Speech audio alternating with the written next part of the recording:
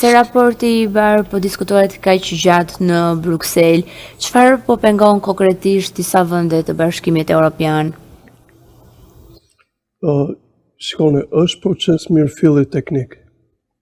Dhe kuptohet vendet në këto caqe kërkojnë interesat e tyre. Dhe për shembull, ju e dini që Greqia e lidh interesat e saj dhe ka goxha interesa sepse ju e dini ne tani duhet të ndajmë kufirin detar me ta. Përdoret si argument gjithmonë problemi pronave. Po Greqia këtë proces e ka bërë edhe ndaj Bullgarisë. Ju e dini që kanë ndikuar 2 herë për të ndruar emrin Maqedonisë Veriut, ashtu si ka sjell probleme kurdo që është dhënë mundësia për interesat e veta. Ndërkohë Bullgaria i është shtuar vendeve të tjera sepse Shqipëria ka një problem me ta sa i përket identifikimit të minoritetit të tyre këtu.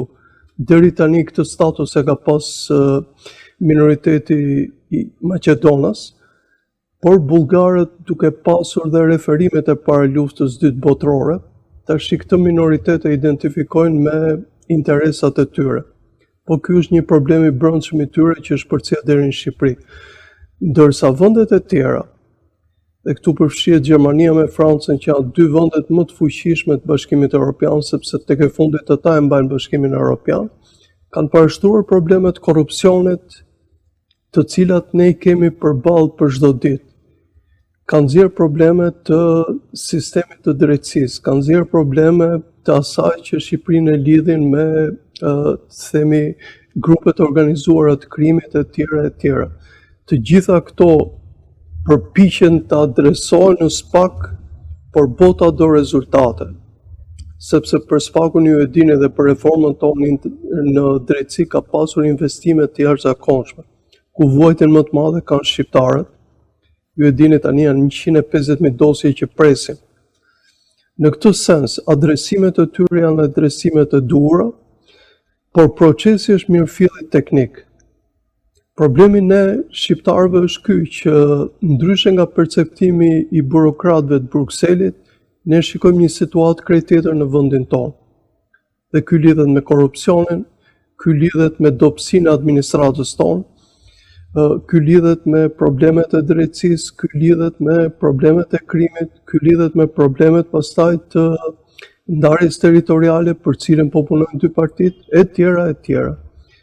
Të gjitha këto unë besoj që jo vetëm në këtë moment ku është Shqipëria, ju e dini që këtë javë ka shumë të ngjarë që Shqipëria ta kaloi këtë cak, vazhdimisht do na adresohen probleme, sepse ne kemi Shqipërinë, ne jetojmë përballë dhe ne shikojmë që problemet tona janë shumë të mëdha.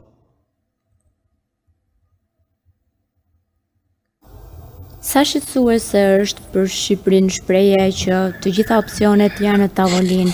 A nënkupton kjo se ka pasur një rrezik real për mosmiratim? Shikoni, ne jemi futur në këtë proces tani. Dhe problemi më i madh ka qenë problemi kur ne kemi marrë statusin e vendit kandidat. Problemi i madh është të themi pjesa e protagonizmit kënej që e mban zoti Rama dhe të themi ajo pjesë kritike që bëhet nga pjesa tjetër, nga opozita. Pse e them këtë? Sepse qoftë nga maggjoranca, qoftë nga opozita, duket që janë jo shumë të qarta për detyrat që ata kanë për integrimin e vendit. Por kuptohet ata kaluan një cak të përbashkët sepse miratuan rezolutën, që në një farë mënyrë i obligon të 2 partitë të krijojnë lirshmëritë në parlament. Por e vërteta është që Shqipëria ka probleme shumë të mëdha dhe kjo pjesë rrezikimi për ne është më shumë rrezik për shtyrjen e afateve dhe moskapjen e afateve të dur, se sa realisht bllokimi i integrimit të vendit tonë. Dhe po të ndiqim me kujdes në situatën ndërkombëtare, gjithmonë më shumë po flitet për një antarësim të Ukrainës. Ju e dini që Ukraina në qoftë se do rregullojë armëpushtimin përfundimtar me Rusinë, besoj do ketë premisat më të mëdha me gjithë vështirësitë që kanë ata dhe korrupsioni në Ukrainë ka treguar që është i pamat, domethënë. Ndërsa vendet tona të Ballkanit Perëndimor, për shkak të situatës politike, për shkak të situatës sociale, për shkak të situatës ekonomike, do kenë vështirësi shumë të mëdha për integrimin dhe po mendohet që në hapet e para që ato do kenë pozicione asocimi ose më sakt një pritje më të gjatë për antarësimin në blok të tyre.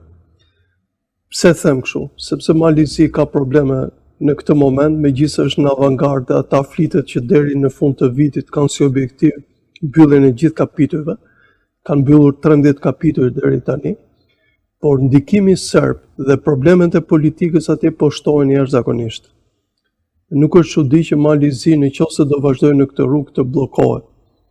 Serbia, ju e dini që ka problemin e dialogut me Kosovën, ndërsa Shqipëria ka problemet e brendshme. Dhe problemet e brendshme sa janë probleme jashtëzakonisht të mëdha, të cilat kërkojnë zgjedhje, por mbi gjitha kërkohet që qytetari shqiptar të jetë i bindur për këtë lloj integrimi. Por nga pjesa e protagonizmit të zotit Rama dhe nga pjesa tjetër që përmban opozita që nxin gjithçka, qytetari shqiptar është gjithmonë më shumë në amulli, nuk arrin ta kuptojë procesin në vetvete.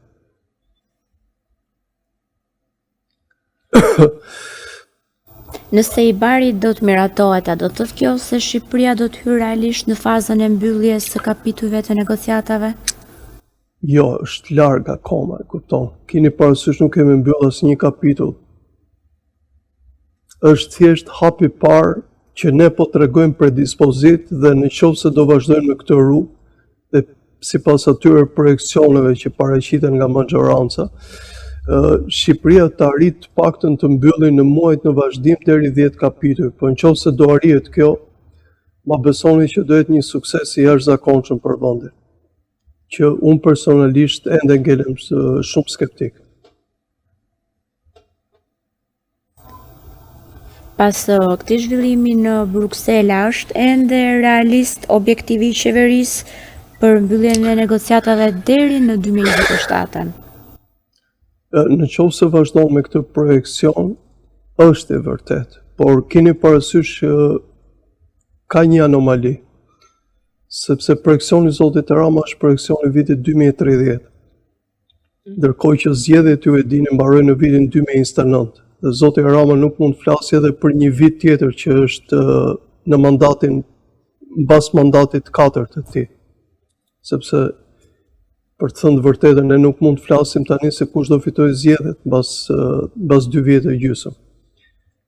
Prandaj në këtë sens them që Shqipëria më shumë i dedikohet punës së këtyre burokratëve shqiptar dhe punës që po bëjnë në fakt edhe këta politikanët të cilët nuk shikohen, por që punojnë për ditë me Brukselin për të përshtatur ligje, sesa protagonizmi dhe këto pjesa e debateve falsi që bëjnë në parlament maxhoranca me opozita.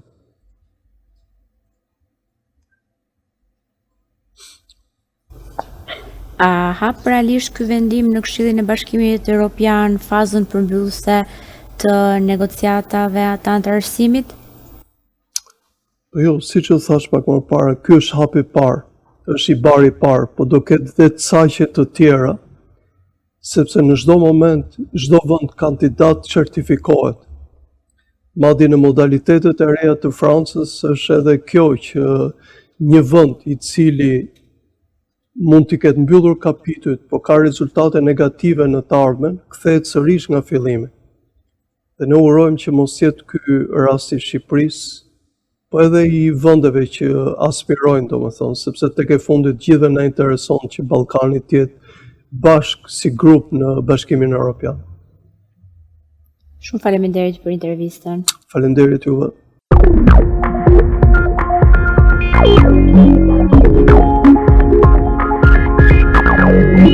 Yeah.